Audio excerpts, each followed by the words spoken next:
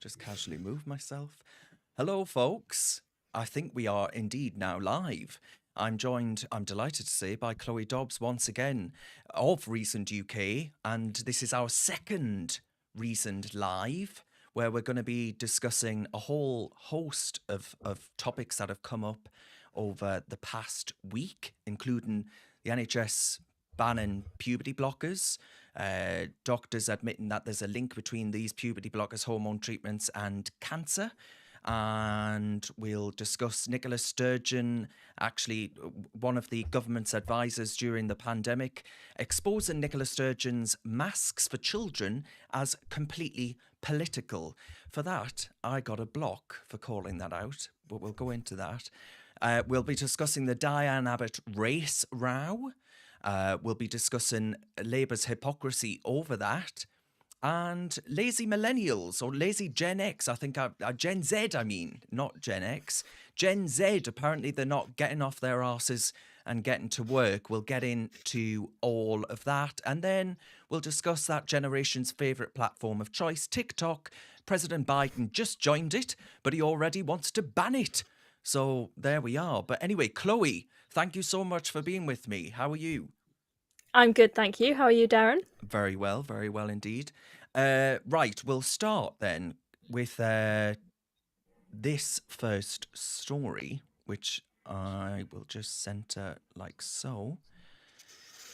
Now, I want to start by highlighting this article by Debbie Hayton, because Debbie Hayton is interesting, Chloe, in the sense that Debbie is a trans woman. Now, what I find interesting about this piece is that, you know, Debbie as a trans person, the argument tends to be that if kids aren't pumped full of these puberty blockers and hormones, then they're going to kill themselves or something like that. Something, you know, this hyperbole comes about really easily. But Debbie says, look, it's good news that the NHS have actually done this in gender identity clinics.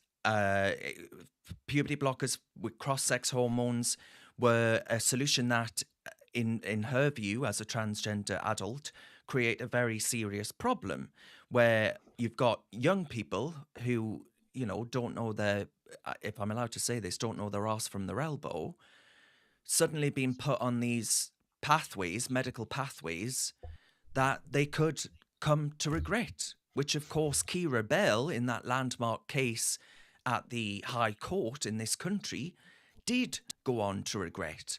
So where are you at on this, Chloe? Do you agree with Debbie Hayton? Because Debbie, for saying all of this, by the way, receives an absolute torrent of abuse. I think it's really good that someone like Debbie has come out and said this, because that's actually going to help those people who are on the margin, people who are more accepting of trans than perhaps I am. Those people who in that position, that people who are in that position are actually in a better place to convince the people who like the idea of transgenderism but need to at least be convinced that messing with kids is not okay.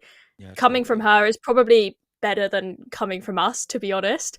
So I think that is a really good thing. And all these arguments that we get that, oh, you're going to drive the kids to suicide if you don't give them hormone blockers, is just absolute nonsense. And you've had a few of these really poorly done studies that are very short term, which say that if you give kids hormone blockers and you give them surgeries and whatever else, that it improves their mental health. But that's looking at where they've gone and surveyed these kids, say 3 months after they've had hormone blockers or they've had surgery.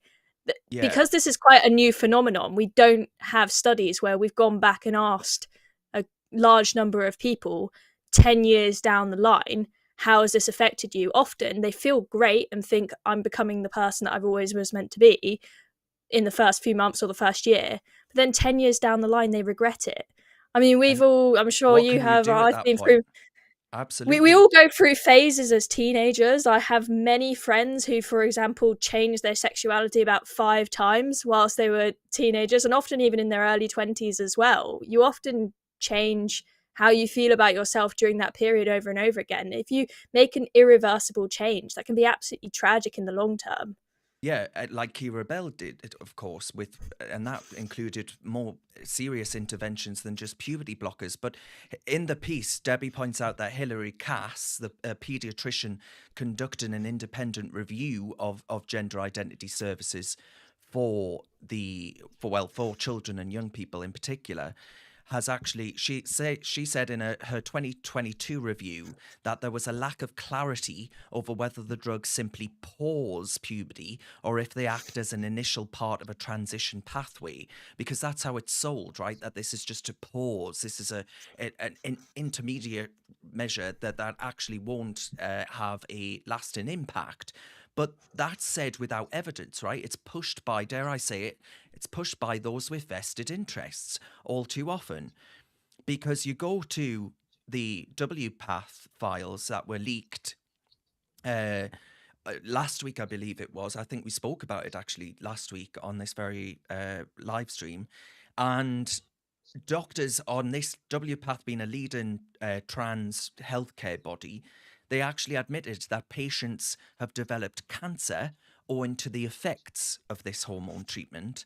And these emails saying that trans patients do not always understand the consequences of gender reassignment.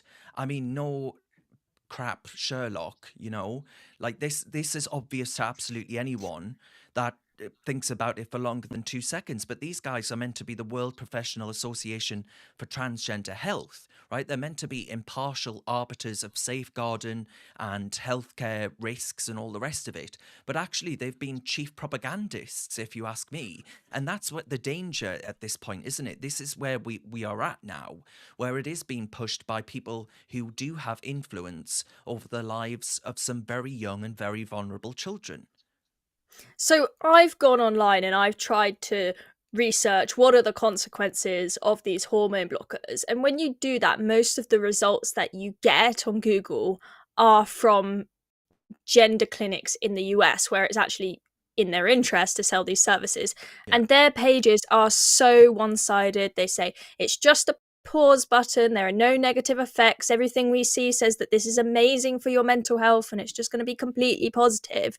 Right, there are teenage kids who are going and doing the same Google search as me, and all they're seeing is positives, positives, positives. Yeah. And then I'd like to think that the parents are a little bit better at having a critical eye. But when we now live in a society where, especially in places like California, you're told that you're some sort of evil parent, we're now being told in Scotland you might even be chucked in prison for up to 7 years if you don't affirm your child's gender. The parents feel compelled to go along with it because it means that you're accepting your child for what they really are. So this is really, really bad. And so it's a brilliant thing that this is being blocked by the NHS. One thing that I am interested to know is, I can't remember the exact name of the clinic, but it's a private clinic, not NHS, a private clinic that was using a loophole where they were giving kids hormone blockers without parental consent, where the kids were ordering them online. There was some sort of loophole for ordering them online, which meant that kids were able to get hold of these hormone blockers without their parents even knowing. So I'm wondering if, when this ban comes in, if it's going to apply to that private clinic as well. Yeah, it's a good point. Very good point. Because, if there's money to be made, dare I say it, some people are going to try and find these loopholes. Andy has commented, though, and Andy says, we can't see you, Andy. There you are. Andy says, puberty blockers are absolutely abusing children. My daughter's friend thought she was a wolf for 3 years. She's now mortified at the thought of that. Yeah, that's a lot of 9-year-olds make that decision. It's a very good point, and it sounds silly, right? But this is what by saying that we must accept automatic affirmation, which means the automatic acceptance that what this child is saying is true. I used to run around with a stick saying that I was a wizard. I'm not, sadly. That I would make the world a better place if I was, of course. But you get the point. Kids assume things that they then grow out of. We've got to allow puberty, growing up, to actually take place. And I think it's an abuse of children, an abusive process, to not allow that to happen. But you mentioned Scotland there. And Stephen Daisley actually asks if NHS Scotland will follow suit and ban puberty blockers in Sturgeon's, well, what was Sturgeon's, now Humza Yousaf's SNP Scotland. And he talks about the NHS England decision to actually ban these things for minors, and he says it's a source of relief to many who fought along hard and unpopular, which is true. From J.K. Rowling down to Keira Bell, if you spoke out about this, you were enabling an act or committing an act of heresy, and it has been a long journey for many hardened campaigners. Maya Forstater of Sex Matters. There are a whole host of people who I think deserve a great big pat on the back, including, by the way, the Secretary of State, Kemi Badenoch, who I think has behind the scenes been pushing for much of this. But he asks whether or not the SNP or Scotland, the Scottish Government, will actually do it. And he says NHS Scotland is, of course, a separate organisation to NHS England. And in practice, that means a clinical separation between the two. The border actually means that you may not actually have the same rules apply there. Now, he mentions the 2022 CAS review, of course, which said that there were gaps in the evidence base of the effects of puberty blockers. We now have the WPATH reports, the emails, leaks, showing that actually the effects of them could be really quite sinister indeed. And then the Scotland's Deputy Chief Medical Officer said at the time that the CAS review would need to be closely considered by both the Scottish Government and NHS Scotland. Now, in response to yesterday's announcement, the Scottish Government said that it was engaged with the NHS in England on its planned study into using puberty blockers in young people's gender identity healthcare, and discussions are ongoing to determine what future engagement is appropriate. Now, you would think, right, that if NHS England do it, they're doing it on the basis of evidence. They're doing it on things that have recently come to light. And I would argue that in the same way that the UK government blocked Holyrood legislation that allowed trans women, so that is biological men, to enter female prisons, for example. You had a double rapist called Adam Bryson enter a female prison in Scotland, and the UK government stepped in and actually blocked that self-identification piece of legislation from being enabled, and that's under the Devolution Act, right? It's using the UK's powers to block such legislation that would have serious consequences for Scotland's young people, for Scotland's women. But where are they on Scotland's young people? Will the UK government step in? And do you actually think they should, Chloe? I'm not sure if they actually have the power to, because when we were looking at that Gender Recognition Act, that was blocking a new piece of legislation. Yeah. Whereas what the NHS is doing is breaking the current status quo. Do we have the power to tell Scotland you cannot continue with the status quo, as opposed to proposing something new? There's a difference there. I'm not sure exactly what the constitutional power. I hope that we have the power to do something. I think that the NHS, given that they're so obsessed with their diversity and inclusion managers and whatnot, if they've come out and said that they think this should be banned, they must have seen some quite serious evidence, probably those WPATH files and more, to suggest that this is really, really quite dangerous. We are using kids like lab rats. Yeah, we don't. This is a new phenomenon. We don't have any long-term studies. This is really, really dangerous. And I think that all the kids that have had this done to them, hormone blockers, surgeries, anything else, we're going to look back in a decade's time and think, what the hell were we doing? So I hope we can do something, but I don't trust the SNP.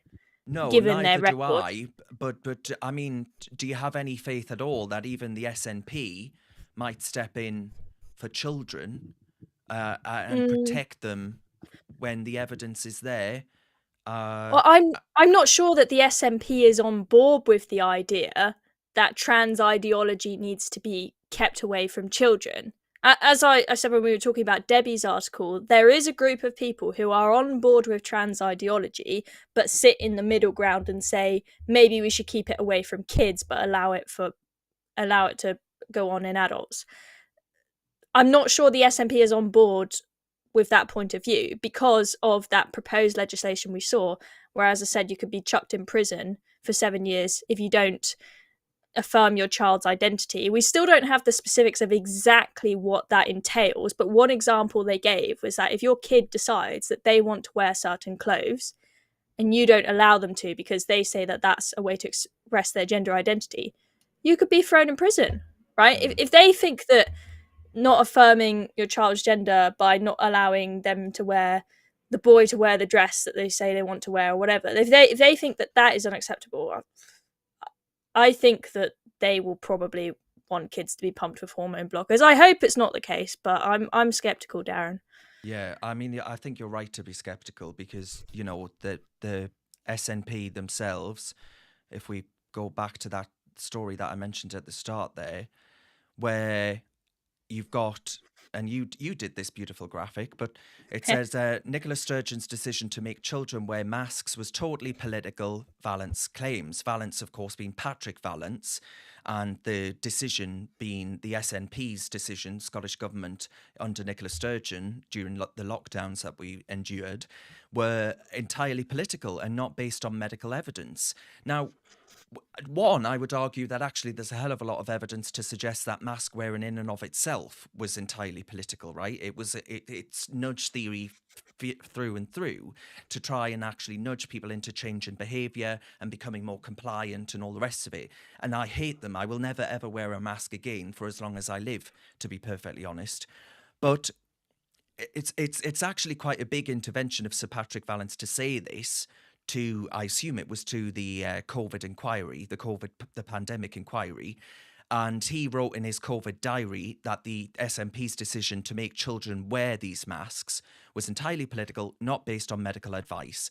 And I said, how do you sleep at night knowing that what you've done to the development of Scotland's children? Because we know that in communication, in learning, it hampers their ability, right? Wearing these masks. You can't communicate with kids. You can't see a smile. It impacts their mental health, you name it. And I called her a selfish charlatan. And I said, at Nicola Sturgeon. And then if you scroll down, I said, horrific excuse of a politician. Very happy to see her reputation in the gutter where it belongs. And then she blocked me. I kind of feel left out. Everyone's been getting blocked by George Galloway, it seems. I haven't been blocked by him. I have been blocked I by haven't George been blocked Galloway by too, Nicola actually. Sturgeon. I know, I'm kind of jealous. I'm not cool enough to be blocked by these people. Well, I think all I did to be blocked by George Galloway actually was to tweet about Margaret Thatcher because he has a complete loathing of the woman. Because he did actually follow me because of Brexit for a little bit, and then swiftly unfollowed when he saw that I am a bit in love with Margaret Thatcher. But look, this goes to the heart of the issue, right, doesn't it? That the SNP care more about playing politics to achieve their ends, which is, of course, a raison d'etre of achieving so-called independence for Scotland. They're not going to put kids first, are they? This is a perfect point to highlight that. They care more about ideology than they do safeguarding of children.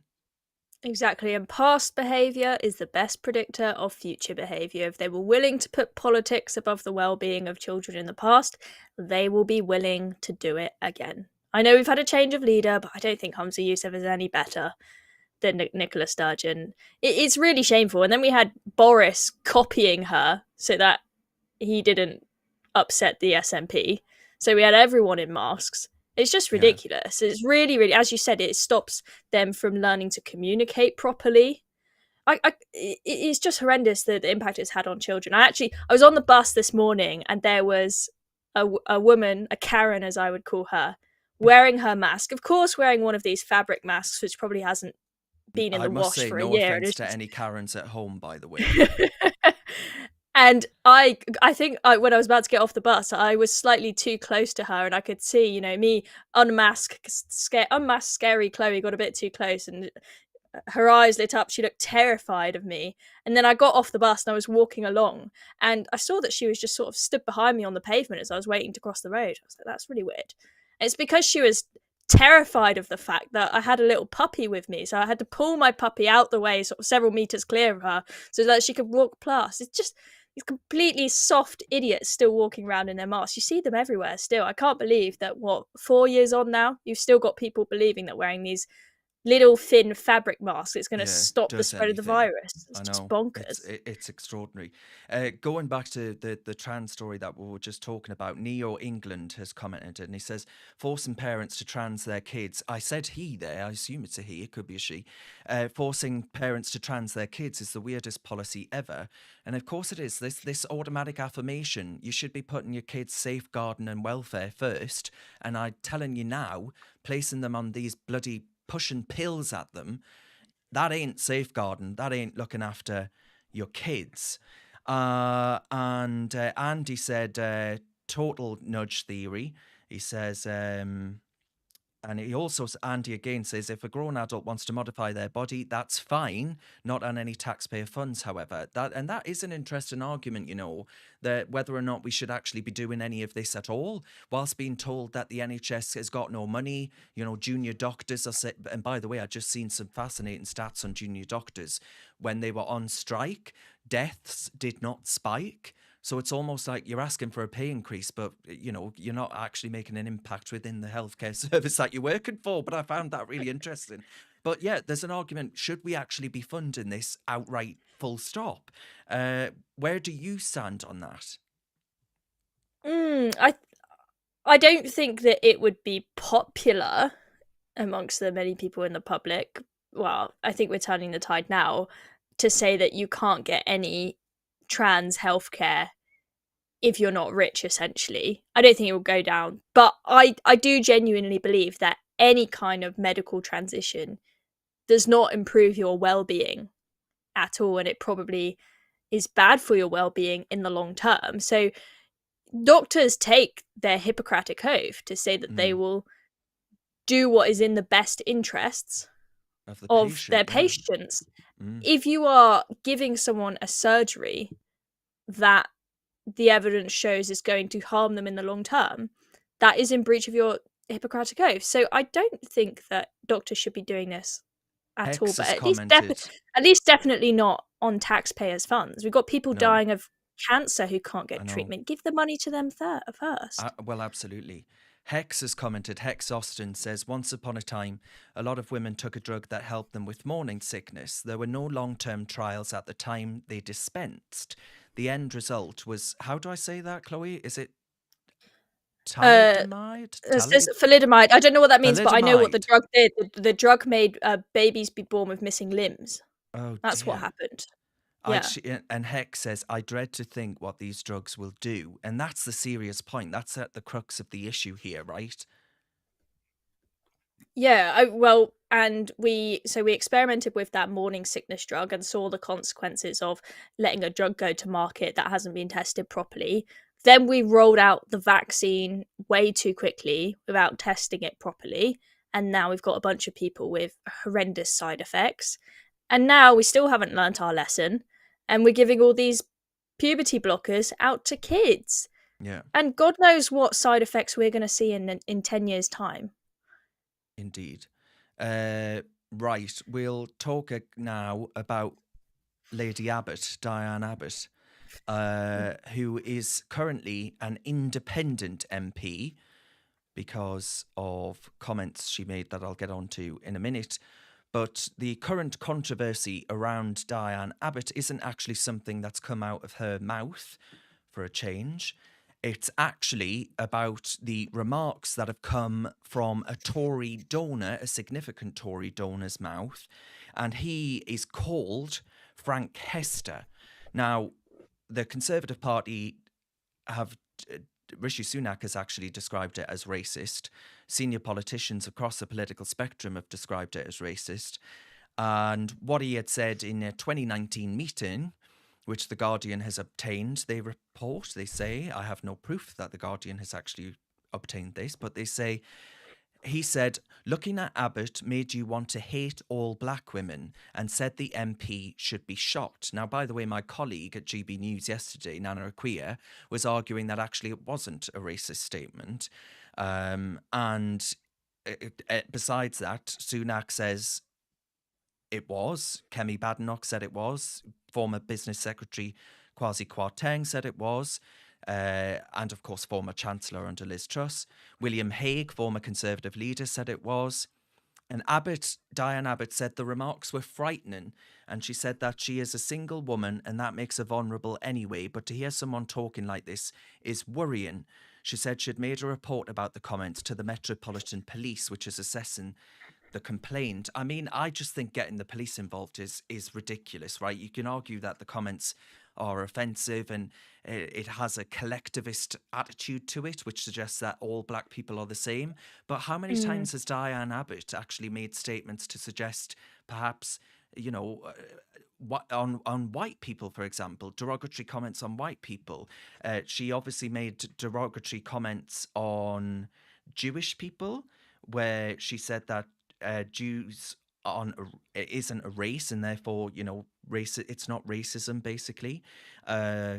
And many Jews, of course, deeply upset by that. I've got that there. She said Jews experience prejudice, not racism.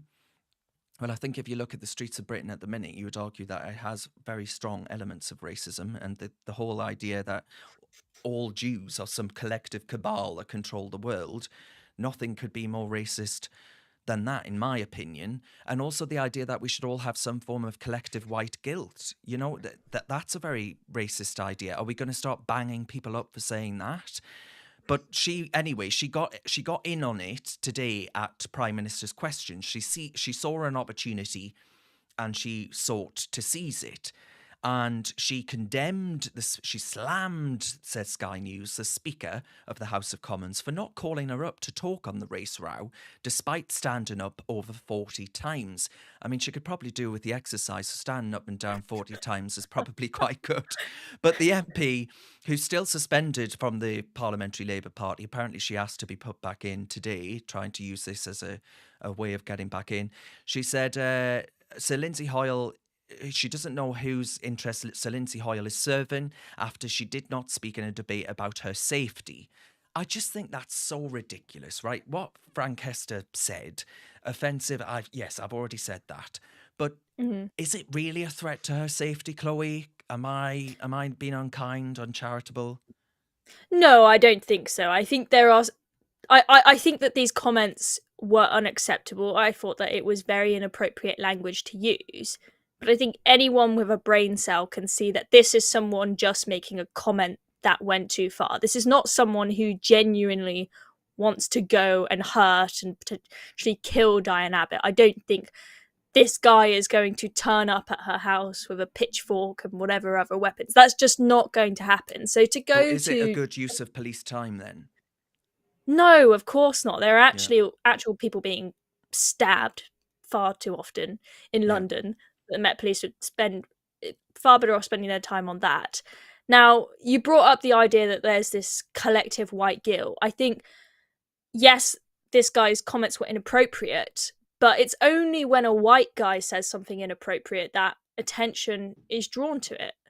Yeah, as you said, Diane Abbott has made plenty of inappropriate comments in the past, but, you know, I hate to say it, but she probably gets away with it more than the rest of us because she's black.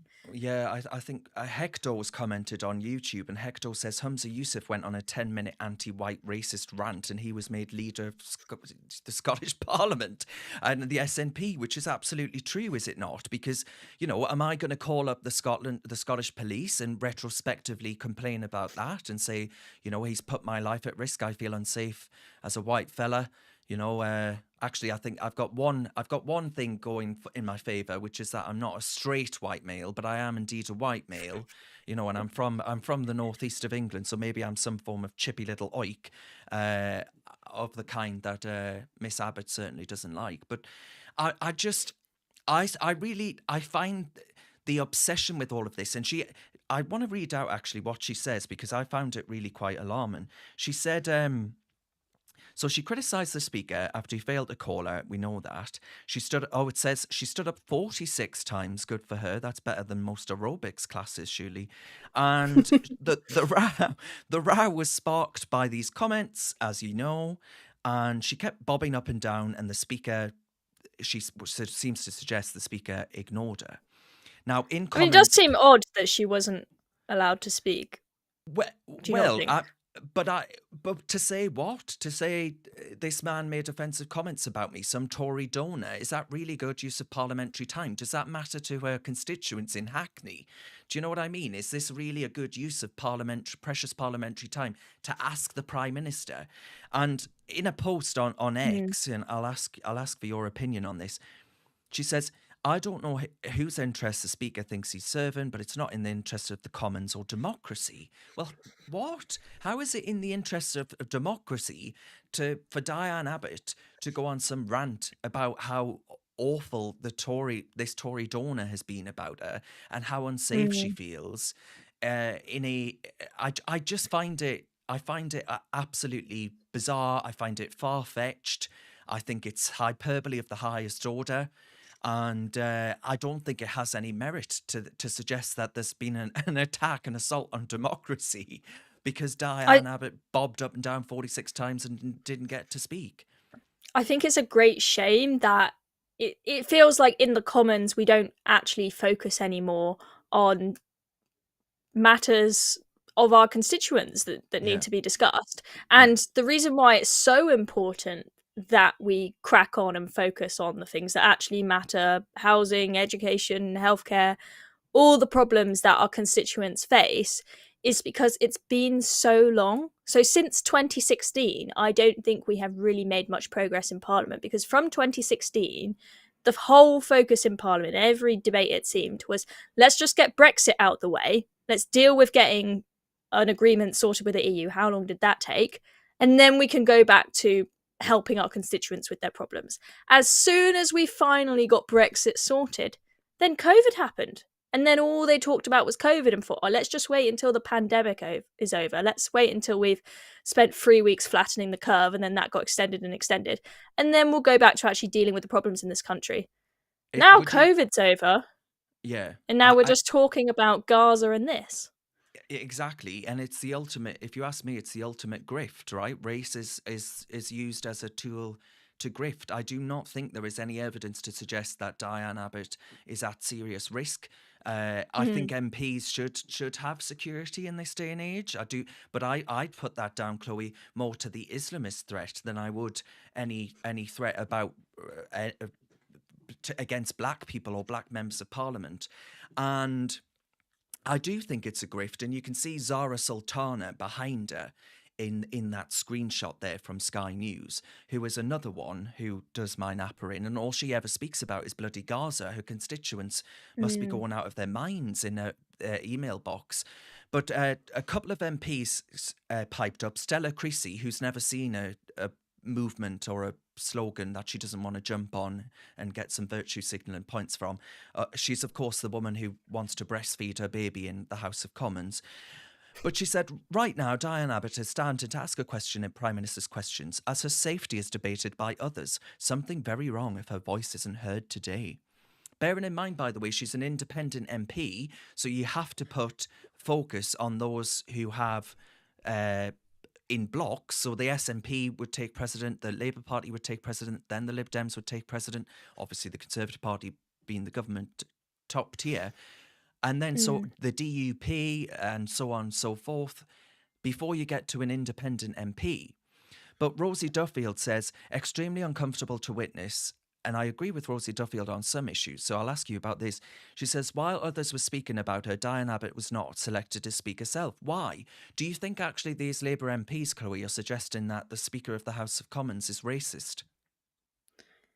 Some of them probably think that. Some of them probably think the Speaker was just being a bit incompetent. Obviously, the Speaker, his position has been under a lot of scrutiny recently because of what happened when he failed to follow convention in that debate over the Gaza ceasefire. So it is kind of fertile ground, somebody to attack. Yeah. So I think that, as you say, he's got a priority order. She was last on the list. Some people might say if they were talking about her, she should have had a chance to speak. But we should really have been moving the debate on as quickly as we could back Oh, to yeah. matters of our constituents. And on the point of her being an independent MP, I'm really confused as to why this comment that's come from the Tory donor means in some people's eyes that now she should be reinstated as a Labour MP. Two wrongs don't make a Which, right. by the It's way, not she like, is reportedly trying to make that case. So Keir Starmer reportedly, I obviously wasn't there, asked her if if he can do anything to let him know, and she said, give me the whip back," which is let me back in the Parliamentary Party, and he apparently just fobbed it off. But I mean, do you think that's going to happen? Because, well, actually, I'll well, read out these first before you answer that, Chloe, just mm, really quickly. Because I said on Twitter, should those in glass houses really play games with stones? And what I meant by that was they just allowed back into the party Andy MacDonald. Now, mm. Guido Fawkes had this and said Labour MP reference from River to the Sea in a speech, which he did, it was recorded on film, reinstated the party, and a big money Labour donor who thinks Hamas are freedom fighters, they accepted that cash with glee. And Guido says, this is the changed Labour Party, obviously making a bit of a gag on that. And then if we look at this one, Neil Coyle, who was suspended for drunk abuse and making racist comments to a journalist, and who previously had a sexual harassment complaint upheld against him, has now been given the whip back by Labour. That was posted last year, but still the point remains. Why does it only matter when it's Labour and Labour MP that has endured the so-called hate or offence or whatever you want to call it? Why is it that it doesn't ever work the other way, Chloe? I know it.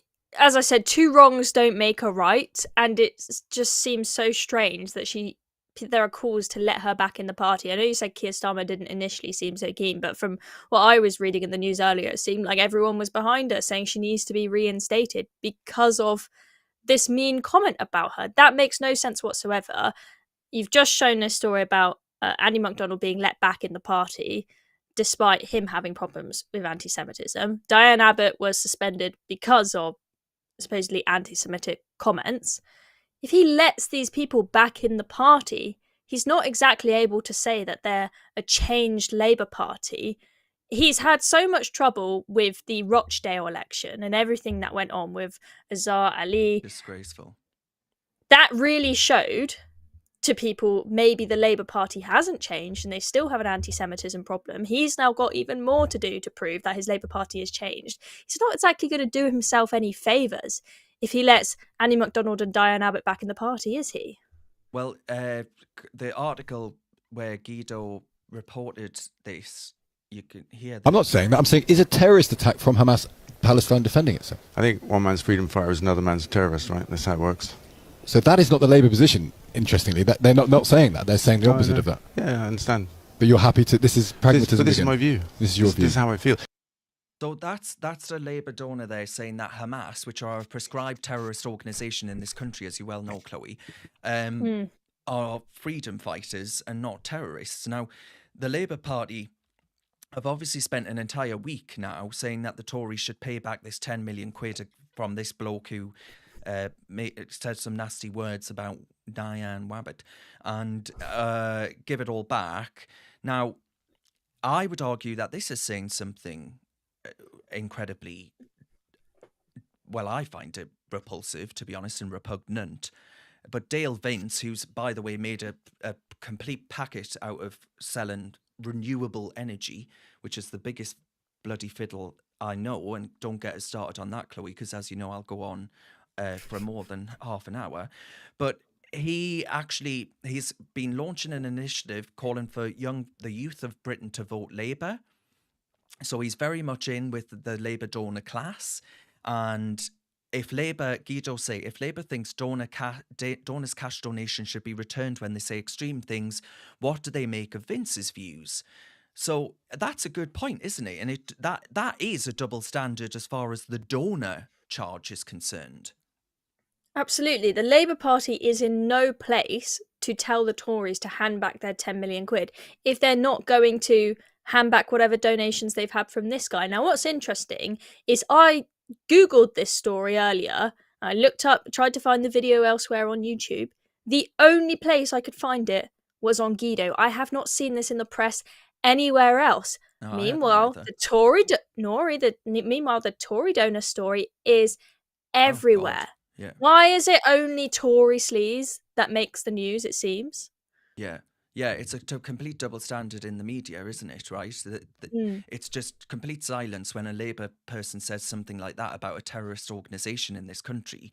But, you know, you call Diane Abbott something that's admittedly a bit mean or whatever else, and suddenly it's everywhere, right? It's you can't move for it. We're not talking about issues that actually are important to people. We're instead talking about a person that I think is one of the most divisive, ignorant, awful politicians to ever be elected to the House of Commons. People keep saying, oh, she was the first black woman to be elected to Parliament. I couldn't give a flying fig, right? That doesn't make her the best thing since sliced bread. She is a horrible person. And by the way, I've met her, I've debated her, and she was absolutely awful to me. And I was only a kid at the time. I'll tell you this, actually, because viewers will be interested in this. But I did the BBC back when the BBC used to have me on. I'm far too Brexity and opinionated now. But the BBC had me on Any Questions, which is sort of like a Radio 4 panel show. And it was in Birmingham. And I got into a car that the BBC had paid for, and Diane Abbott was there. And she was in the car. She sat in the front seat and I was sat behind. And I got out the car and she hadn't spoken to me the entire time. She sat tapping away on her phone. And I said to her, Diane, it's an absolute pleasure to meet you. Congratulations on all you've achieved in politics. And she just looked at me and she said, I know who you are. And then walked off. And that was the last thing she ever said to me outside of that. How apart rude. from the debate. Yeah, she was so rude, so dismissive. And I was, as I say, I must have been, 21, 22 at the time. But, and I was shitting myself, by the way, if I'm allowed to say that on this stream, because it was the biggest thing I'd ever done at that time. And she was very incredibly rude and all the rest of it. Niall's back, though, Chloe, and Niall says Diane Abbott should be made Prime Minister just for a laugh. I mean, can you imagine? I think we'd all be in a gulag of some nature. Can Andrew, you imagine? I can imagine, and none of it ends very well. I mean, some Andrew, people might say that the people in power at the moment are doing bugger all, so it might not be that much worse, but... I think it would be. Let's not forget that her and Jeremy Corbyn were saying that Venezuela was a good economic model for the UK to copy, and they're literally stewing their pets. On what evidence? Yeah, indeed. Andrew Kerr, though, has some harsh words for you, I'm afraid, Chloe. He says, Brexit is not sorted. Johnson claimed wrongly that he had got Brexit done. It's nowhere near been done. Our treacherous politicians were never on board with Brexit and did all they could to derail it, which I'm sure you would agree with in the sense of the politicians definitely did that. And if you ask my good friends in Ulster, in Northern Ireland, they would argue that Brexit very much has not been done because we're still aligning ourselves with the EU so that Northern Ireland can de facto stay in the single market, you know? Yeah, so we got a deal done in that we got that across the line, and finally Parliament was able to move on from focusing 100% of its time on Brexit when Boris got that deal across. Sure, but I completely agree that we've not completely done Brexit, and I think that as a consequence it's making the case for Brexit just dwindle and dwindle, because all of the benefits that were promised in the Brexit campaign, right, these were not guaranteed, but freedoms that we could take advantage of. So, for example, regulatory freedom. We have the opportunity outside of the European Union to become more competitive as a market by getting rid of nonsense red tape that simply doesn't need to be there. But we haven't really done any of that deregulation. That's just one example of the many newfound freedoms post-Brexit that we haven't taken advantage of and we haven't done anything with. As a consequence, everyone's saying, oh, Brexit was a load of nonsense. We can't see any benefit from it. Why did we even bother? But the freedoms are there. We just need to make use of them. But The Yeah, government well, doesn't seem to be making it a priority at all. because of the deal that we signed up to for Northern Ireland, called the Windsor Framework that Rishi Sunak Mm. signed, I'm afraid we never will take advantage of Brexit, because we have to align ourselves with the EU or that entire deal falls apart. And to avoid this mythical border that's apparently going to suddenly emerge on the island of Ireland. So, until we get politicians with a backbone, maybe we'll make Lee Anderson Prime Minister, or Mr. Farage. If Then I'm only. afraid that's not going to happen. I actually did a graphic which people may like, which I posted on Twitter. I'll get it up now, where I had Nigel Farage with his Reform UK sign outside of his podium, even outside number 10 Downing Street. We've got Lee Anderson there, looking suave. We've got Richard Tice waving his way into number 10. And I said, could this save Britain? So I'll let viewers decide if that could save Britain. But let's get some more comments in whilst I witter on before we go to the next story. Andy says she'd be better than Biden in the United States. That's Diane Abbott. I'm not sure about that, because Diane Abbott, at least he can put his shoes on. She can't even do that right. That's the Is funniest picture of all time. it is very The funny. 2 left shoes. Although I do find the picture where she was drinking the mojito on the tube, where the people were saying reporter to the police, which is just ridiculous. But, even I defended Diane Abbott there as someone who maybe have had the occasional can on a train. I thought that was quite funny and somewhat iconic, to be honest. But anyway, is it Birdie that says, or Bridie? I can't actually read. I need some Bridie? glasses. Bridie. I apologise, Bridie, Good for name. butchering your name. Bridie says, good evening, by the way. Bridie says they think she will get her constituents' vote as an independent and take away Labour votes. Well, that's a good question. Maybe Labour will get her back in off the back of this because of a fear that maybe she'll do very well. And by the way, I think if Jeremy Corbyn does stand, I think he would stand a pretty damn good chance of winning. But I mean, maybe in their individual constituencies. So maybe you get an extra seat from Corbyn and you get an extra seat from Diane Abbott. But when you look at the picture across the whole country, does it actually translate into more seats? Because you're potentially going to lose votes for Labour across the country if, as we've spoken about, they look like they haven't solved their anti-Semitism problem. If you bring back in Corbyn, you bring back in Diane Abbott, it looks like you're inviting anti-Semites back into the party, and I think that's quite problematic. Just for the sake of, their majority is predicted to be absolutely enormous. Do those 2 individual seats really matter that much? David Alexander commented and he said, and Diane Abbott should apologise to the Jewish community for anti-Semitic remarks.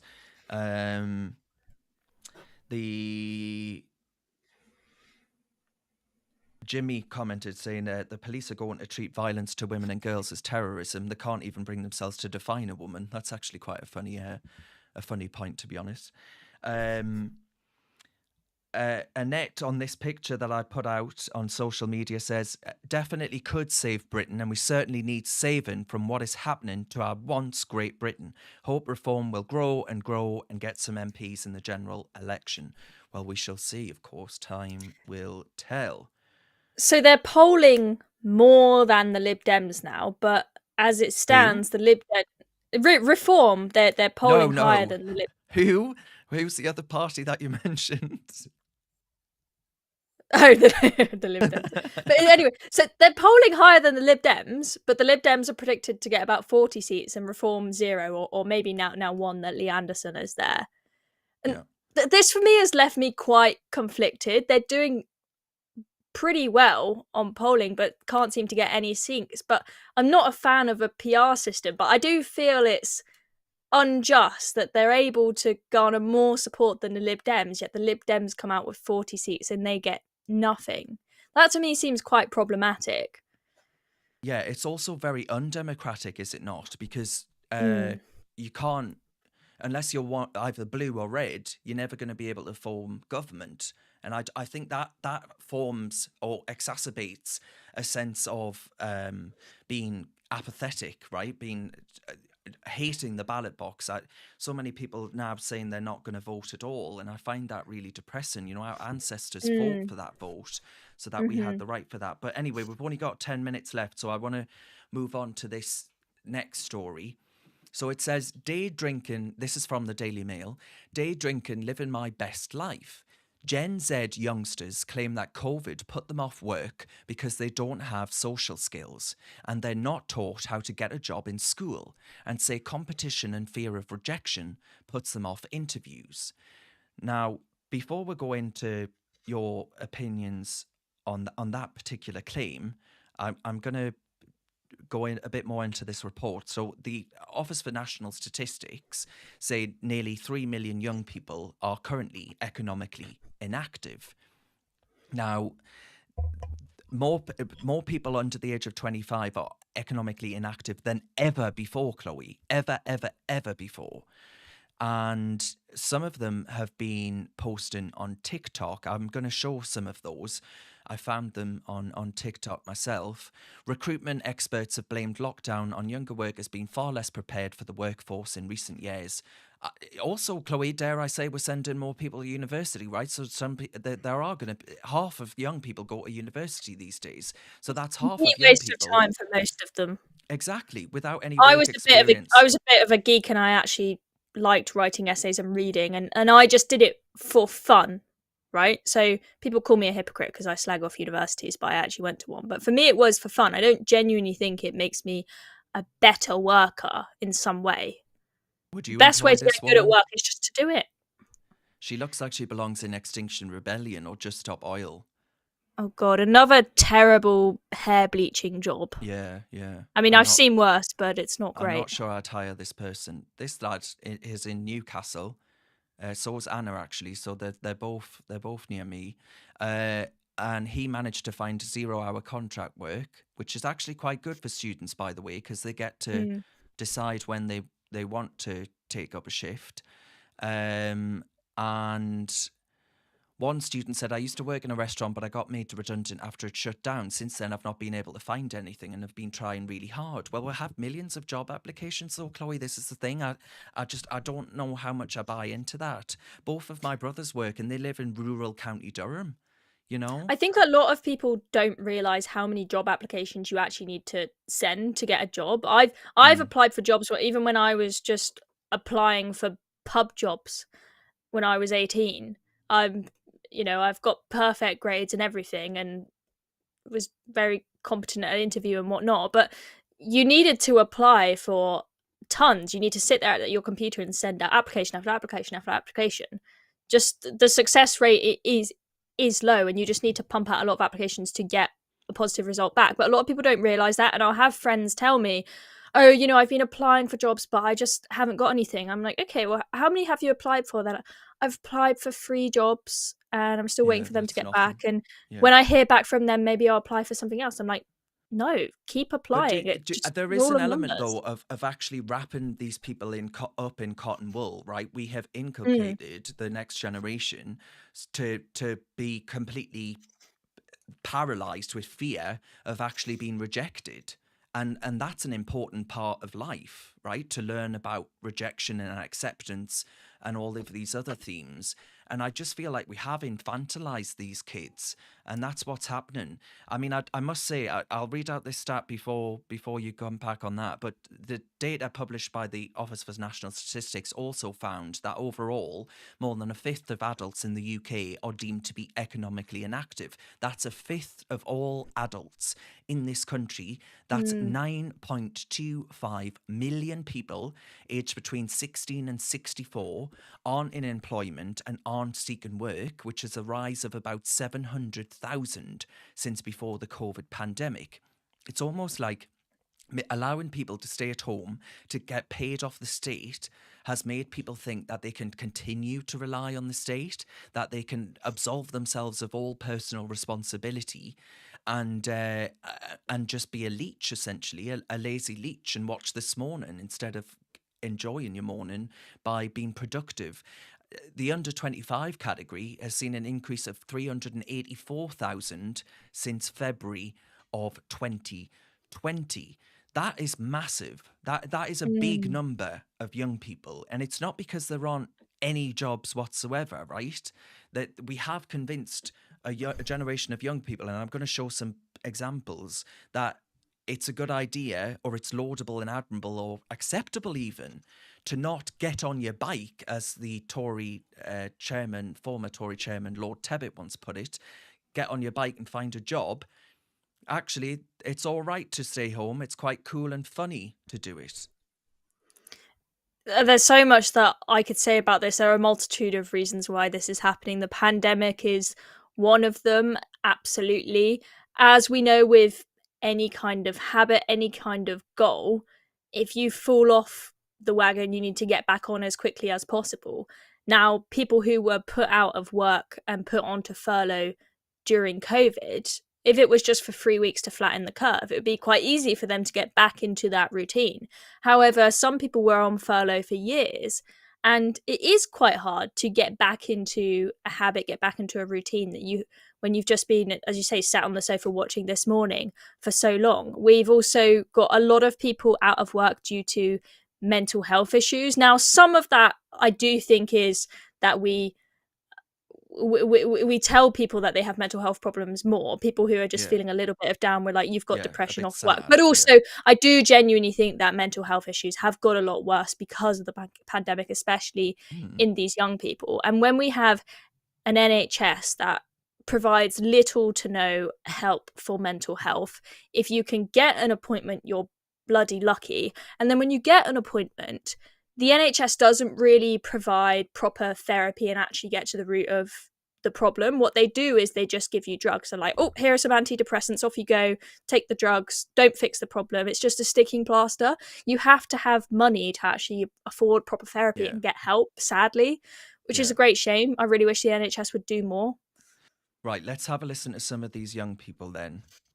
First up is this kid here, called Spamsers, I think is his TikTok handle. But anyway. Romeo and now hold. Making a party, chocolate Barbie. No, we ain't giving that's all of those young people there, dancing away to Another One Bites the Dust by Queen, a remix version, I assume, and says, when the dole doubling the money, and they're all like, it's cool, right? It's become cool.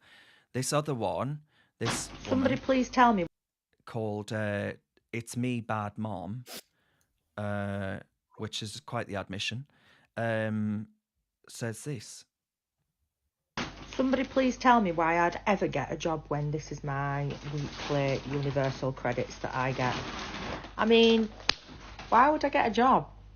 I get your monthly wage in a week. So why would I put myself out and get a job? I mean, I'm living my fucking best life. Fucking hell. Apologies if anyone was upset by that language, but you can see there that she's got a vape in her page.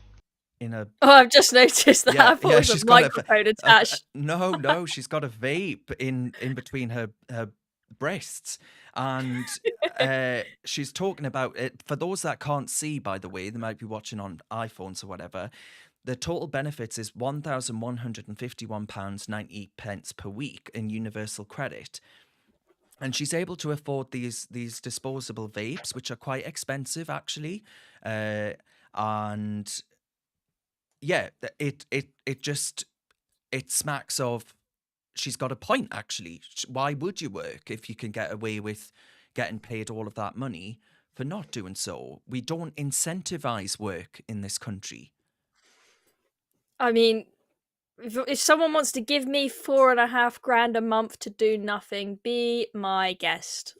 That would be amazing. How has she got that much? I know there are rules where She's one benefit she's got anxiety or something. Anxiety. I and has to know. look after I know children. you can stack these benefits up, but I know there are rules as to one tails off if you get more of another. It seems crazy that you would get that much, but it is possible if you play the game right. I know my best friend's a lawyer. He said he was doing a case for a woman who manages to get $50,000 a year, which is roughly what this woman is getting, just off benefits from stacking them all up, and her housing was basically free as well. So no rent and $50,000 a year. Madness. Yeah. this kid. I'm going to be day drinking and smoking cigarettes in a public park at 2 p.m. in the afternoon, which I am quite excited to do. Alrighty, so today, So I mean, like, he stood there, right, in his designer jacket, his hoodie, his trackies. I mean, one, if he walked into a job interview looking like that, I wouldn't give him a job. But you know, also, this kid is it's cool. It's cool to brag about being on the dole. I remember my granddad telling me that he cycled miles and miles in order to get a job because the fear of being seen as unemployed was so intoxicating that, like, he would be unable to actually rationalize living with himself if he were to not make an income to be able to provide for his household. And I just, where have we gone wrong where we now actually see it as being really cool to live off the taxpayer so other people can go out and work so that I can sit on my arse and waste my youth?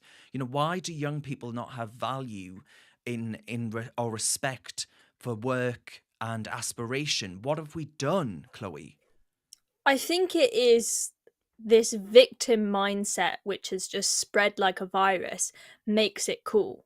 So it used to be the case that if you do something ambitious and you work through hard times to get there, that is a person that we look up to and we respect. But now someone who we respect is somebody who says they've got 10 different conditions, including gender dysphoria and whatever else.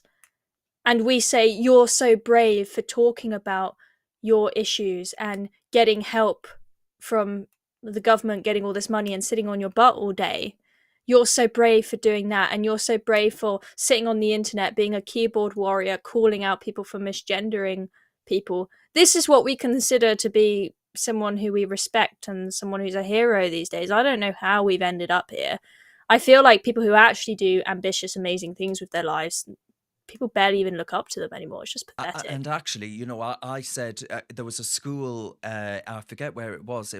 Exeter School. Exeter, well done. There was a school in Exeter which renamed its houses, you know, its different parts of the school, that were named after those who had served in the Royal Navy. And I said, a society that forgets its great men ceases to create great men. And I stand by that. And I think that we do destroy and denigrate Britain's history at our peril, because we are already ceasing as a country to create great men. And I was really disappointed, but I was really disappointed by this story because Exeter School is a school that was in the southwest where I'm from. I knew it well. I used to go there to do debating competitions and whatnot. And this was one of the best schools in the southwest. Absolutely fantastic teaching, fantastic facilities. The kids there, from everything I saw, were so driven. And it's just really disappointing to see it now going down a downwards path, falling into this woke madness. And rather than focusing on providing kids with an amazing education, which is what a school should do, they're now focusing on making sure they're not upsetting anyone with any offensive building names. It's a really great shame. Stephen Davies has commented, Chloe, and he says, I wish I could get what that woman gets, which is this woman here on TikTok, by working 50 hours a week, but I get less than half that for 50 hours, which is a really important... It's completely unjust. He's the one paying taxes so that she can sit on her bloody arse and smoke her vapes. It's insane. It's absolutely insane. There is nothing at all that can justify this. Finally then, Chloe, let's have a listen to this. Jane, you know, many of us, I mean, I use TikTok, but not very much. And I just do the swiping up thing, looking at videos aimlessly. That's one way of using it. There are many, many people who use it as their livelihood. They use it for their business. And for them, removing TikTok would have a profound impact on their life. The US Congress has voted in favour of new legislation which could lead to the social media app TikTok being banned in the United States. Our US correspondent... So that there, a quick hit by Sky News, and they're talking about banning TikTok, which, by the way, President Biden has just joined, and now actually the US could ban it. So he hasn't been on it very long. Maybe he wasn't performing as well as he would have liked. But there's a serious point there that people in the West do actually make money off of this platform now. And kids are on it like you wouldn't believe. But I would argue that it has massive impacts and massive negative societal repercussions in the sense of these. I would argue that TikTok has a lot to answer for the trans craze, for example. I think there's an awful lot of that on there. The algorithm pushing self-harm things.